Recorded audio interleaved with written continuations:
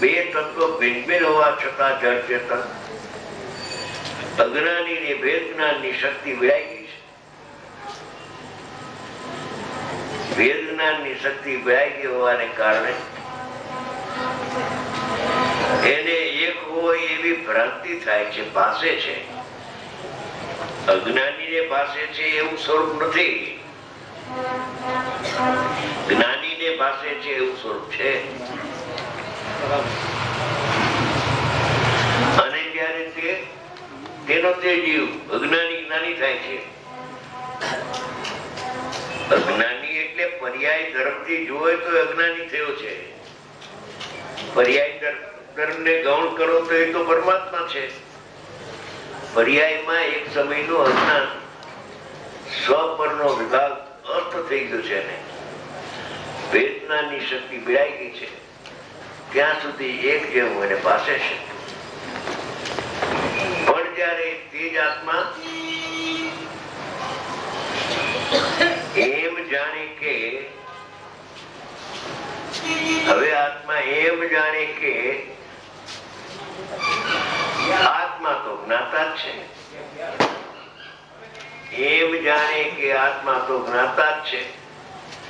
આ અનુભવ પેલા જ્ઞાતા છે, અનુભવ પછી એ જ્ઞાતા છે. અનુભવ પેલા કરતા તો એમ છે નહીં, એ તો જ્ઞાતા છે અનાદિ અનંત. એમ જાણે કે આત્મા તો જ્ઞાતા જ છે અને કર્મ નો કર્મ પૂતગલ ના જ છે. બોલો, ભાવ આશ્રવ અને આત્માના ભેદજ્ઞાનની વાત આમાં નથી. એ 72મી ગાથામાં છે. આમાં તો જીવ અને અજીવ નું ભેદજ્ઞાન કરે છે. જીવમાં અજીવની નાસ્તિ છે અને અજીવમાં જીવની નાસ્તિ છે. એવું વર્તી નાસ્તિ અનેકાન છે. કર્મ નો કર્મ પૂતગલ ના જ છે. એમ કથનચિત તે પૂતગલ નો સંબંધ થયો તેથી તે ચેતન થઈ જાય એમ 3 કાળમાં બનતું નથી. અને જયારે એમ જાણે કે આત્મા તો જ્ઞાતા છે અને કર્મ નો કર્મ પૂતગલ ના છે ત્યારે જો હું વિજ્ઞાન કરે ત્યારે જો તે પ્રતિભૂત થાય છે. એટલે આત્માનો અનુભવ થાય છે.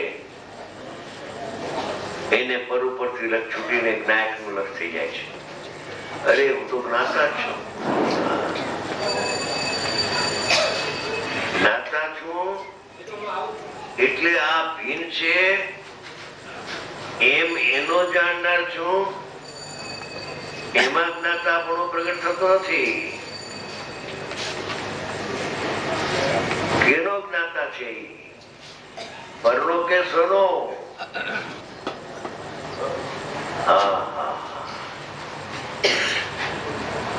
કે નિશ્ચય સ્વનો અને વ્યવહારે પરનો.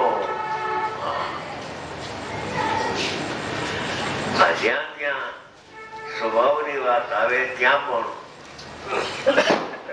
એ નઈ ના વિકલ્પ ઉઠાવે છે. સ્વભાવ દૃષ્ટિમાં આવતો નથી. તે પ્રતિભૂત થાય છે. જેમ અરીસામાં જો એ પ્રતિભાસ થાય છે અરીસામાં અગ્નિનો, પણ અગ્નિ અરીસામાં આવતી નથી. એમ રાગદેશ સુખ દુઃખ ના પ્રતિભાસ થાય છે જ્ઞાનમાં, પણ જ્ઞાનમાં રાગદેશ સુખ દુઃખ આવતું નથી. એ બહાર જ છે, બહાર જ છે.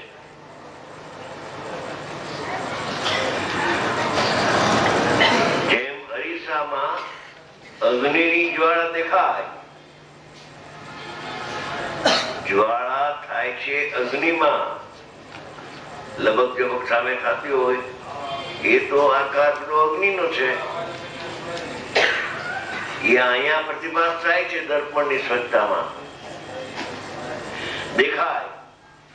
ત્યાં એમ જણાય છે કે એમ અમને જણાય છે કે તને જણાય છે એવું અમને જણાતું નથી. અમને એમ જણાય છે કે જ્વાળા તો અગ્નિમાં જ છે. જ્વાળા એ પર્યાય છે અગ્નિની. અગ્નિની પર્યાય અગ્નિ નામના પદાર્થથી અભિન્ન છે. અને સ્વચ્છતા છે દર્પણની, એ સ્વચ્છતા દર્પણના દળની સાથે અભેદ છે. દર્પણ અને એની સ્વચ્છતાનો ભેદ કરો તો પણ એ ભેદમાં પણ અગ્નિ દેખાતી નથી. અભેદમાં તો દેખાવાનો પ્રશ્ન જ નથી.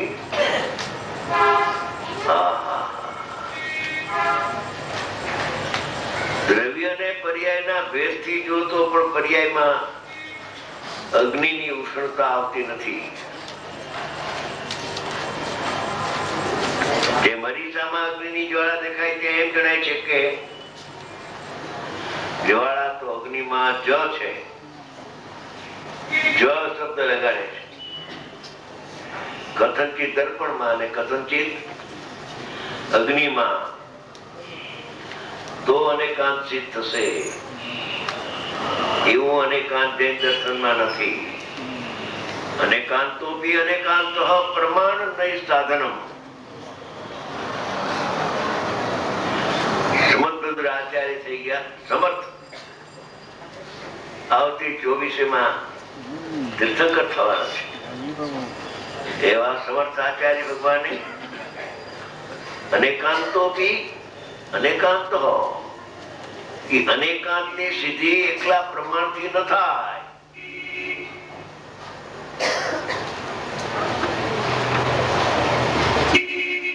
બોલી બેન આવી છે યુગલજી ની દીકરી મંજુ આવી છે. મંજુ મળવા આવી હતી મને. આ કોઈ વ્યક્તિની પ્રશંસાની વાત નથી, પણ ક્યારે કોના જ્ઞાનમાં કેવું આવી જાય છે તત્વ, એને એક નમૂનો આપો. તમને મળવા આવી મને ત્યારે પોતે બેઠી બોલી કે ભાઈ બોલ બેટા શું છે? તો કે પ્રમાણમાં જો અનુભવ થતો હોય તો નિશ્ચય ની જરૂર ન પડે.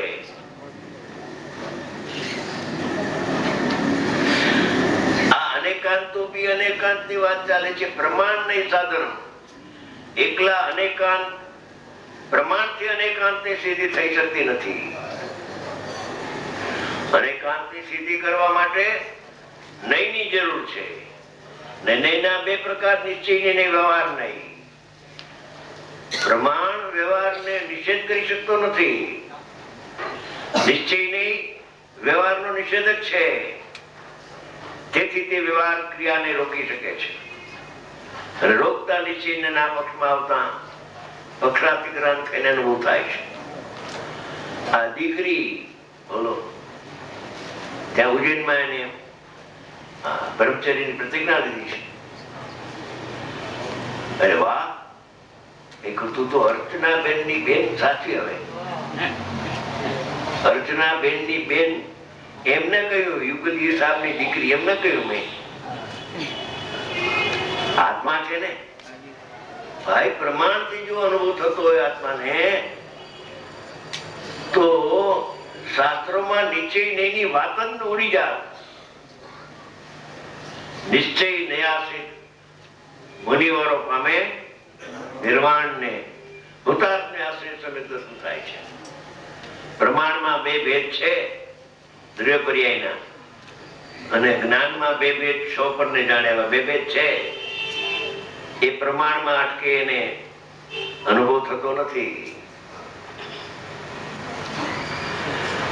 પ્રમાણમાં જો અનુભવ થતો હોય તો નિશ્ચય નહીં, રેત જ નહીં, આવત જ નહીં, પણ પ્રમાણના પક્ષવાળાને કદી પણ અનુભવ થતો નથી. પ્રમાણની બે પ્રકારની વ્યાખ્યા છે. દ્રષ્ટિના વિષયમાં દ્રવ્ય પર્યાયને પ્રમાણ લઈએ અને ઉપાદેય માને પરિણામી દ્રવ્ય, પર્યાય સાપેક્ષ દ્રવ્ય, તો એને આત્માનો અનુભવ થતો નથી. એવું ધ્યેય નથી. પર્યાયથી સહિત ધ્યેય નથી. ત્યારે પર્યાયથી રહિત એ ધ્યેય છે. અનેકાંતોપી અનેકાંત પ્રમાણ નહીં સાધનો, પ્રમાણથી અનેકાંત સ્વરૂપ છે. નહીંથી એક એક નહીંથી જવે તો એ અનંત ધર્મને એક સમયમાં એક એક નહીં જાણે છે એવું સ્વરૂપ પણ છે. ત્યારે એક નિશ્ચયનો વિષય ને એક વ્યવહારનો વિષય ટૂંકામાં બે કરીએ તો નિશ્ચયનો વિષય ઉપાદેય છે, વ્યવહારનો વિષય ઉપાદેય નથી. એ છે એમ હોસ્પિટલ ગયો હું 3-4 દી પહેલા. ચંદુભાઈ ના ધર્મપત્ની આત્મા છે. નાના બાળકના મુખમાંથી પણ કોઈ વાર અમૃત ઝરે છે. ભાઈ, શરીરને નજો, સ્ત્રી પર્યાયને નજો. ખબર કાઢવા ગયો, ભાઈ સાહેબ ગયા હતા આગલે દિવસે, બીજે દિવસે હું ગયો, ચંદુભાઈ આવી ગયા. વાતચીત કરતા કરતા એટલો ચહેરા ઉપર પ્રફુલ્લતા, બીમાર જાણે બીમાર જ નથી, હોસ્પિટલમાં ખોટા દાખલ કર્યા છે એમ લાગે આપણને. એટલી પ્રસન્નચિત્ત, એકલી પ્રસન્નતા ચહેરા ઉપર. એમાં વાતચીત કરતા કરતા કરતા એ પુષ્પાબેન બોલે છે, ભાઈ બોલો બાપુ શું છે? તો કે આત્મા પરને જાણે છે. એ વાત લાવ્યું કોણ? સ્વરૂપમાં તો એવું નથી. અરે વાહ વાહ, તારી વાત સાંભળતા એમ લાગે છે કે આપણે 12 વાગ્યા સુધી મારે બેસવું છે એમ બોલાય ગયું. તત્વ નીકળ્યું કે ભાઈ બોલો કે આત્મા પરને જાણે છે. એ વાત ક્યાંથી આવી, કોને કર્યા? વસ્તુના સ્વરૂપમાં નથી.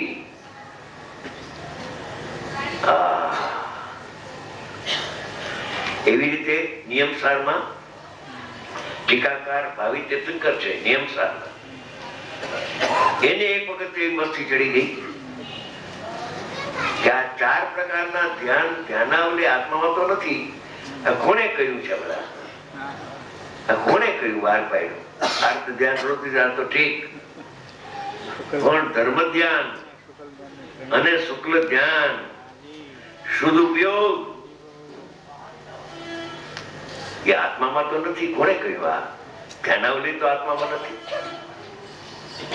કે અમારા શિષ્ય એકવાર પૂછ્યું કે ફરીથી તમે તપાસ કરો અંદરમાં, હશે ધ્યાનાવલી તો આત્મામાં હોય જ ને. ધ્યાન ધ્યાન વિના ધ્યેયની સિદ્ધિ ન થાય. અરે ધ્યેય નિરપેક્ષ, ધ્યેયની સિદ્ધિ ધ્યેયથી છે, જ્ઞાનથી પણ નથી, અપેક્ષાએ છે. ધ્યાનાવલી આત્મામાં નથી. કોને કહ્યું આ ધ્યાનાવલી આત્મામાં છે? એમાં બેન બોલી, કોને કહ્યું કે આત્મા પર નહીં જાણે? વાત ક્યાંથી આવી? આ વાત આવી ક્યાંથી કે વ્યવહારના પક્ષવાળો જે હોય ને એના જ્ઞાનમાં આવું જ આવે બેન. ત્યાં એટલું નતું કહ્યું. વ્યવહારના પક્ષવાળાને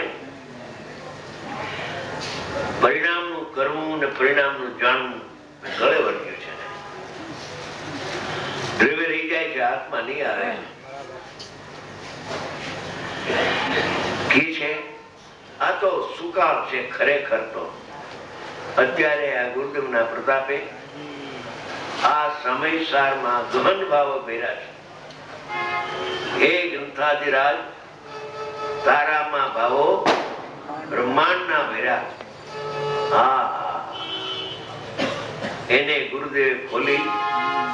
આપણી તો શક્તિ નહોતી, પણ શ્રીમંદર ભગવાને એને મોકલા. ગુરુદેવ કી છો કે અમને આ શ્રીમંદર ભગવાને મોકલા. અને એને આ વાત અધ્યયન કર્યું, અંદરમાં ઊંડા ઉતરીને અનુભવ કર્યો, અનુભવ કરીને આ વાત બહાર આવી તો આપણે થોડુંક સમજી શકીએ છીએ. થોડું હો, એની પાસે જ્ઞાન હતું એ તો કોઈ દરિયો હતો, સમુદ્ર હતો, પણ આપણને એ મીઠા મેરામણ માંથી થોડુંક પ્રસાદીને આપણને આપી માર્ગ બતાવ્યો.